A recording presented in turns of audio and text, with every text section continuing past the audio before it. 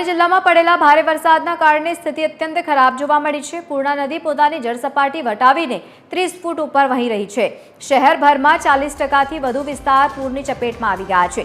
Ring road વિસ્તારમાં 15થી વધુ લોકોને સુરક્ષિત કાઢવાની માંગણી કરવામાં આવી રહી છે।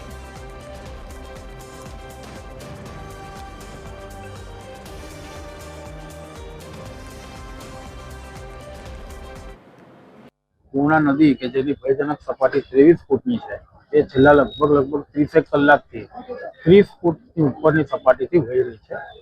આટલા લાંબા સમય સુધી આટલા હાઈ લેવલ પર વહેવાને કારણે નીચાણવાળા નવસારીના તમામ વિસ્તારોની અંદર ઘરોમાં, દુકાનોમાં બધી જગ્યાએ પાણી ભરી રહ્યા છે। આ વસ્તુની આપણને પહેલેથી રેડ એલર્ટ હતી, જાણ હતી, આગાહી હતી। એટલા માટે આપણે ગઈકાલે સવારથી જ 8 વાગ્યાથી જ બધાને વોર્નિંગ આપી અમારી ફ્લડ ટીમ, વહીવટીતંત્રની બધાએ કાર્યરત થઈ અને બધાને સ્થળાંતર કરી દીધેલા હતા। તેમ છતાંય અમુક વિસ્તારોની અંદર કે જ્યાં પાણી અચાનક વધવાને કારણે અમુક લોકો ફસાઈ ગયા હોય એમનું ગઈકાલ બપોર પછીથી અહીંયાની સ્થાનિક ફાયરની ટીમોએ રેસ્ક્યુ શરૂ કરેલું હતું।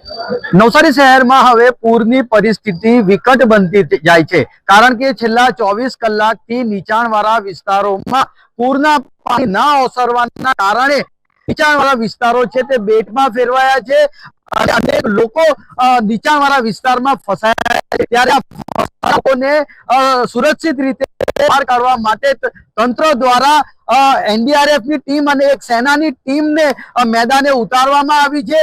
સેનાની ટીમ દ્વારા આ જે કાશીવાડી વિસ્તાર છે તે વિસ્તારોમાં લોકોને સુરક્ષિત રીતે તેઓના ઘરોમાંથી રેસ્ક્યુ કરવામાં આવી રહ્યા છે। જે સેનાની ટીમ અને એનડીઆરએફ ની ટીમ દ્વારા અત્યાર સુધીમાં 12 થી વધુ લોકોને સુરક્ષિત રીતે જે પોતાના ઘરોમાં ફસાયા હતા ત્યાંથી બહાર કાઢી લેવામાં આવ્યા છે।